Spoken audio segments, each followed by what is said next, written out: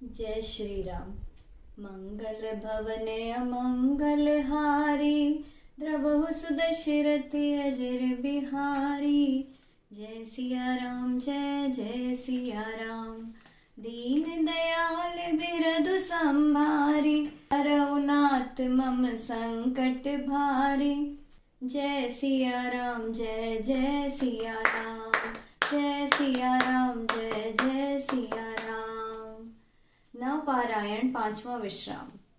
तब केवट दौड़कर ऊंचाई पर चढ़ गया और भुजा उठाकर भरत जी से कहने लगा, हे नाथ, ये जो पाकर जामुन आम और तमाल के विशाल वृक्ष दिखाई दे रहे हैं, जिन श्रेष्ठ वृक्षों के बीच में एक सुंदर विशाल बरगद का वृक्ष सुशोभित है, जिसको देखकर मन मोहित हो जाता है, जिसके पत्ते नीले और अधिक घने हैं और जिसमें लाल फल लगे हैं, जिसकी घनी छाया सब कालों में सुख देने वाली है।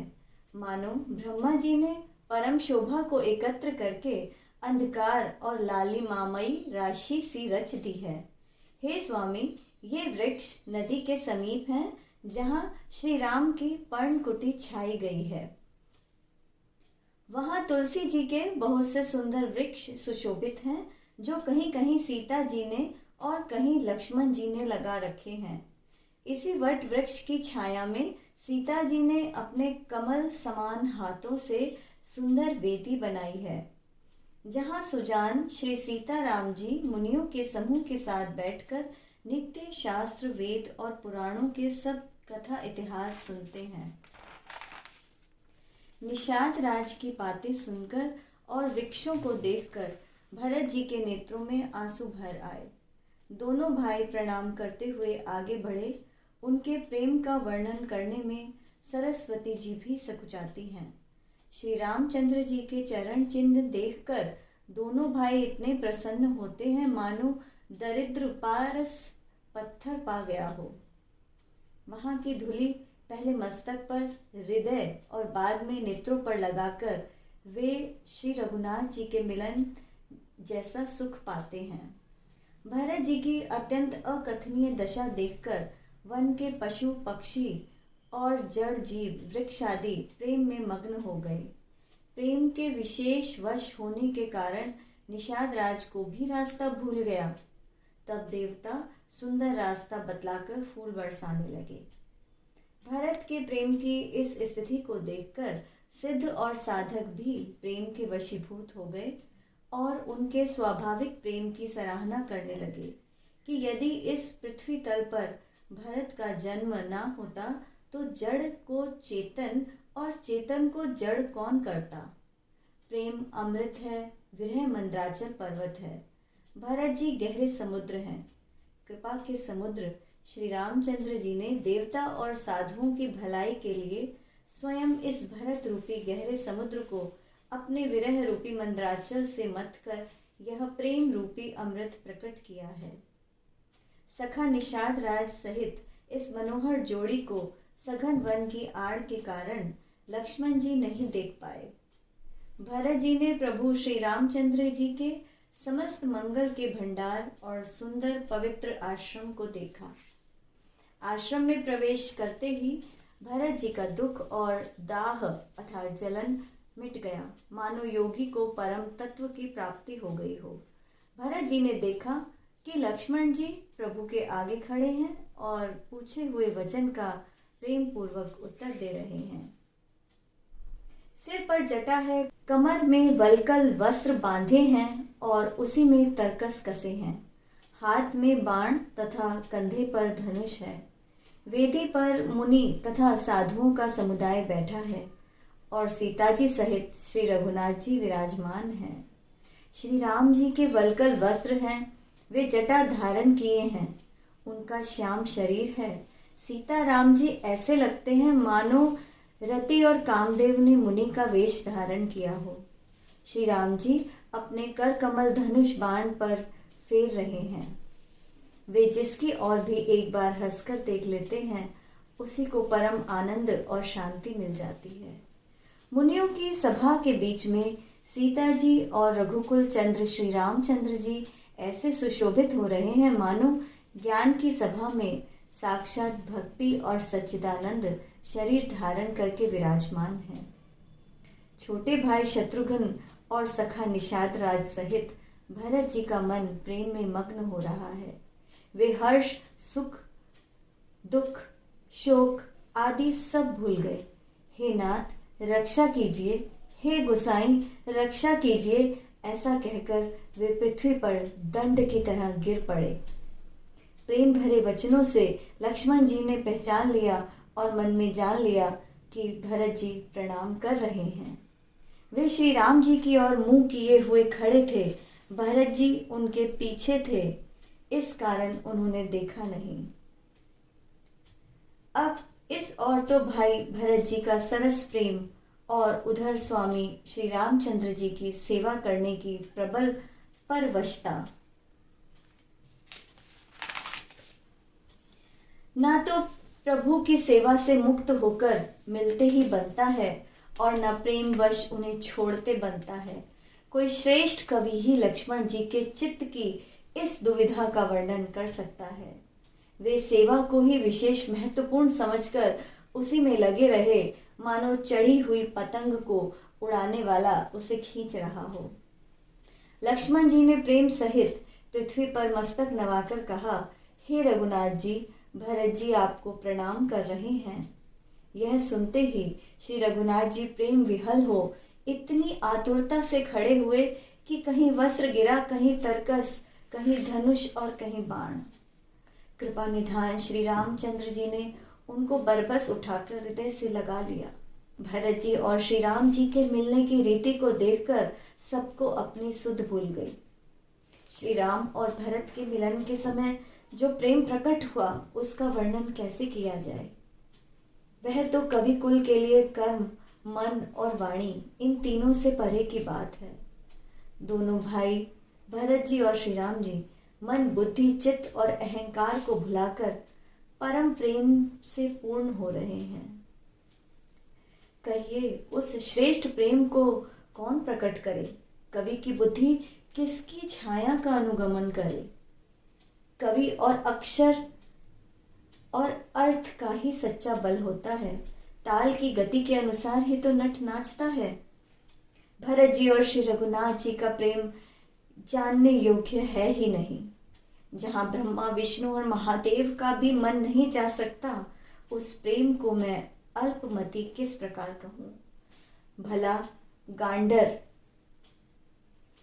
की तात से भी कहीं सुंदर राग बज सकता है? भरत जी और श्री राम जी का मिलन देखकर देवता इतने भयभीत हो गए कि उनकी धुक धुकी धड़कने लगी कि कहीं भरत जी का इतना स्नेह देखकर श्री रामचंद्र जी वापस न चले जाएं। मगर जब देवगुरु बृहस्पति जी ने समझाया तब कहीं वे मूर्ख चेते और फूल बरसाकर प्रशंसा करने लगे। फिर श्री राम जी प्रेम के साथ शत्रुघ्न से मिलकर तब केवट से मिले। प्रणाम करते हुए लक्ष्मण जी से भरत जी बड़े ही प्रेम से मिले। तब लक्ष्मण जी बड़ी उमंग के साथ छोटे भाई शत्रुघ्न से मिले। फिर उन्होंने निषाद राज को हृदय से लगा लिया। इसके बाद भरत शत्रुघ्न दोनों भाइयों ने मुनियों को प्रणाम किया और मनचाहा आशीर्वाद पाकर वे प्रफुल्लित हुए। छोटे भाई शत्रुघ्न सहित भरत जी प्रेम में उमंग से भरकर सीता जी के कमलवत चरणों की धूलि पर सिर धारण कर बार बार प्रणाम करने लगे। सीता जी ने उन्हें उठाकर उनके सिर पर अपने कमल समान हाथ रखकर उन दोनों को बैठाया। सीता जी ने मन ही मन आशीर्वाद दिया, क्योंकि वे स्नेह में इतनी तल्लीन हैं कि उन्हें अपने शरीर की सुध बुध नहीं है। सीता जी को सब प्रकार से अपने अनुकूल देखकर भरत जी की सारी चिंता समाप्त हो गई और उनके हृदय का कल्पित भय भी समाप्त हो गया। उस समय ना तो कोई कुछ कहता है, ना कोई कुछ पूछता है। मन प्रेम से परिपूर्ण है। वह अपनी गति धैर्यपूर्वक अर्थात संकल्प, विकल्प और चांचल्य से शून्य है। उस अवसर पर निषाद राज हाथ जोड़कर प्रणाम करके विनती करने लगे। हे नाथ, मुनिवर वशिष्ठ जी के साथ आपकी सभी माताएं, नगरवासी, सेवक, सेनापति, मंत्री सब आपके वियोग से दुखी होकर आए हैं। गुरु का आगमन सुनकर शील के सागर श्री रामचंद्र जी ने सीता जी के पास शत्रुघ्न जी को छोड़ दिया। फिर परम धीर, धर्म धुरंधर, दीन दयालु श्री रामचंद्र जी अविलंब वेग के साथ उस ओर चल पड़े। गुरु जी के दर्शन करके लक्ष्मण जी सहित प्रभु श्री रामचंद्र जी प्रेम से भर उठे और दंडवत प्रणाम करने लगे। मुनि श्रेष्ठ वशिष्ठ जी ने दौड़कर उन्हें अपने हृदय से लगा लिया। प्रेम में उमंग कर वे दोनों भाइयों से मिले। फिर प्रेम से पुलकित होकर निषाद राज ने अपना नाम लेकर वशिष्ठ जी को दूर से ही दंडवत प्रणाम किया। ऋषि वशिष्ठ जी ने उसे राम का मित्र समझकर इस प्रकार जबरदस्ती हृदय से लगा लिया, मानो जमीन पर लौटते हुए प्रेम को समेट लिया हो। श्री रघुनाथ जी की भक्ति सुंदर मंगलों का मूल है। इस प्रकार कहकर प्रशंसा करते हुए देवता आकाश से पुष्प बरसाने लगे। वे कहने लगे, जगत में इस केवट के समान सर्वथा नीच कोई नहीं और वशिष्ठ जी के समान बड़ा कोई नहीं। इस निषाद को देखकर मुनिराज वशिष्ठ जी लक्ष्मण जी से भी अधिक आनंदित होकर इससे मिले। यह सब सीतापति श्री रामचंद्र जी के भजन का प्रत्यक्ष प्रताप और प्रभाव है। दया की खान सुजान भगवान श्री राम जी ने सब लोगों को मिलने के लिए व्याकुल देखा। तब जो जिस भाव से मिलने का अभिलाषी था उसको उसी प्रकार का रुख रखते हुए उन्होंने लक्ष्मण जी सहित पल भर में सब किसी से मिलकर उनके दुख और दारुण दाह को दूर कर दिया। श्री रामचंद्र जी के लिए यह कोई बड़ी बात नहीं है। जैसे करोड़ों घड़ों में एक ही सूर्य का प्रतिबिंब एक ही साथ अलग अलग दिखाई देता है, श्री राम इसी तरह सबसे एक साथ मिले। समस्त पुरवासी प्रेम में उमंग कर केवट से मिलकर उसके भाग्य की सराहना करने लगे।